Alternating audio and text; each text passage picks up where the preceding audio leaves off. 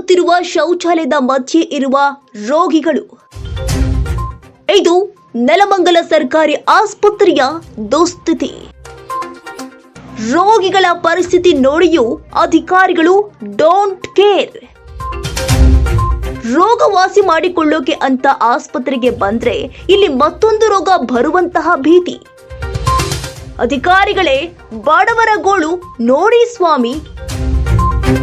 ಸರ್ಕಾರಿ ಆಸ್ಪತ್ರೆಗೆ ಹೆಚ್ಚು ಬರಲಿರುವಂತಹ ಬಡವರು ಕೂಡಲೇ ಸಮಸ್ಯೆ ಬಗೆಹರಿಸುವಂತೆ ಸ್ಥಳೀಯರ ಆಗ್ರಹ.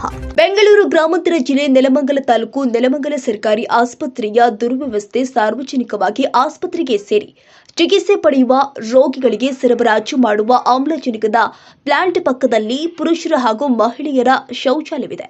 ಆ ಶೌಚಾಲಯದಿಂದ ಹೊರಬರುವ ಕಲಸಿದ ನೀರು ಆಕ್ಷನ್ ಪ್ಲಾಂಟ್ನ ತುಂಬಿಕೊಂಡಿತು. ತಾಲೂಕು ವೈದ್ಯಾಧಿಕಾರಿಗಳ ಕಚೇರಿ ಹಾಗೂ ತಾಲೂಕು ದಂಡಾಧಿಕಾರಿಗಳ ಕಚೇರಿ ಪಕ್ಕದಲ್ಲಿ ಇದ್ರೂ ಕೂಡ ಗಬ್ಬು ವಾಸನೆ ಬರ್ತಾ ಇರುವ ಈ ಪ್ರದೇಶವನ್ನ ಗಮನಿಸದೆ, ಸ್ವಚ್ಛ ಮಾಡದೆ ರೈತರು ಮತ್ತು ಮಕ್ಕಳಿಗೆ ರೋಗ ತರುವಂತಹ ಕೃತ್ಯಕ್ಕೆ ಸರ್ಕಾರಿ ಆಸ್ಪತ್ರೆ ಮುಂದಾಗಿರೋದು ಎಷ್ಟರ ಮಟ್ಟಿಗೆ ಸರಿ? ಲೋಕಾಯುಕ್ತ ಅಧಿಕಾರಿಗಳು ಇತ್ತೀಚಿನ ದಿನದಲ್ಲಿ ಪರಿಶೀಲನೆ ನಡೆಸಿ ಹೋದ್ರೂ ಕೂಡ ಸರ್ಕಾರಿ ಆಸ್ಪತ್ರೆಯ ನಿರ್ಲಕ್ಷ್ಯ ಹಾಗೂ ಕರ್ತವ್ಯ ಲೋಪವಾಗುತ್ತಿರುವುದು ಸರ್ವೇ ಸಾಧಾರಣವಾಗಿ ಹೋಗಿದೆ.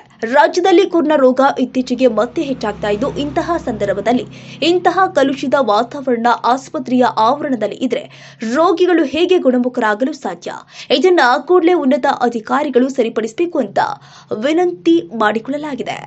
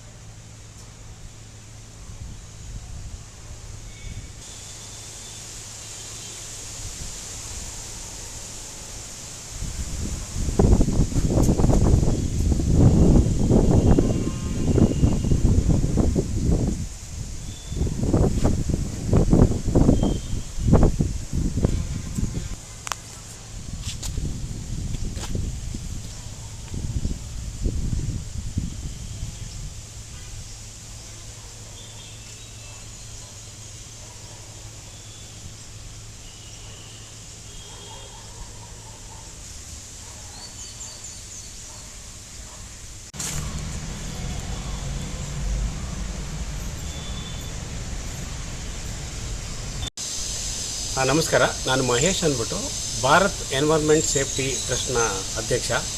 ನೋಡಿ, ನಾನು ಹೀಗೆ ಬರ್ತಾ ಇದೆ. ಇದು ತಾಲೂಕು ಆಫೀಸು, ಇದು ಸರ್ಕಾರಿ ಆಸ್ಪತ್ರೆ. ನೋಡಿ, ಇದು ಸರ್ಕಾರಿ ಆಸ್ಪತ್ರೆ ಬಾರಿದೆ, ಮತ್ತು ಅಲ್ಲಿ ತಾಲೂಕು ವೈದ್ಯಾಧಿಕಾರಿಗಳ ಕಚೇರಿ ಇದೆ. ಇಲ್ಲಿ ಇದು ಆಕ್ಸಿಜನ್ ಪ್ಲಾಂಟು.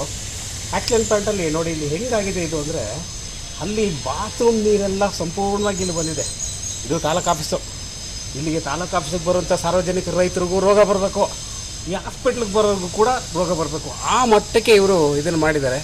ಇದಕ್ಕೆ ಸ್ಯಾನಿಟರಿ ವ್ಯವಸ್ಥೆ ಏನು ಇದೆಯಾ ಇಲ್ವಾ, ಇದನ್ನು ಮೇಂಟೈನ್ ಮಾಡೋದು ಯಾರು ಮಾಡಬೇಕು ಅನ್ನೋದು ನಮ್ಗೆ ಅರ್ಥ ಆಗ್ತಾ ಇಲ್ಲ. ಇದನ್ನು ನಾನು ಖಂಡಿಸ್ತಾ ಇದ್ದೀನಿ. ಈ ರೀತಿ ಆಸ್ಪತ್ರೆಗಳು ಇರಬಾರ್ದು, ಆಯಿತಾ? ಅದು ಸಾಲದಕ್ಕೆ ಮೊನ್ನೆ ಅಷ್ಟೇ ಲೋಕಾಯುಕ್ತರೆಲ್ಲ ಬಂದು ಪರಿಶೀಲನೆ ಮಾಡಿ ಹೋಗಿದ್ದಾರೆ. ಅಧಿಕಾರಿಗಳ ಗಮನಕ್ಕೆ ಇದು ಯಾಕೆ ಹೋಗ್ತಾ ಇಲ್ಲ, ಯಾಕೆ ಇದನ್ನು ಗಮನಿಸ್ತಾ ಇಲ್ಲ? ಇವರೇ ರೋಗಿಗಳನ್ನ ಸೃಷ್ಟಿ ಮಾಡ್ತಾಯಿದ್ದಾರೆ. ನೋಡಿ, ಈಗಾಗಲೇ ಕರೋನಾ ಅನ್ನೋದು ಒಂದು ರೋಗ ಬರ್ತಾ ಇದೆ. ಮತ್ತೆ ತಿರ್ಗಾ ಏನು ಬರ್ತಾ ಇದೆ ಅಂದರೆ, ಅದು ಉಸಿರಾಟದ ತೊಂದರೆಯಿಂದಾಗಿ ಮತ್ತೆ ಸಾವುಗಳು ಜಾಸ್ತಿ ಆಗ್ತಾ ಇದ್ದಾವೆ.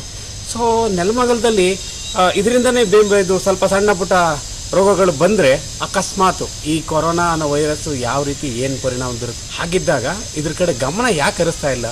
ಇದನ್ನ ಕೂಡಲೇ ಅಧಿಕಾರಿಗಳು ಗಮನ ಹರಿಸ್ಬೇಕು. ಇದನ್ನು ತಾವು ಮಾಧ್ಯಮದ ಮೂಲಕ ಇಡೀ ಸರ್ಕಾರಕ್ಕೆ ತೋರಿಸ್ಬೇಕು ಅಂತ ನಾನು ಮನವಿ ಮಾಡ್ಕೊತಾ ಇದ್ದೀನಿ. ನಮಸ್ಕಾರ.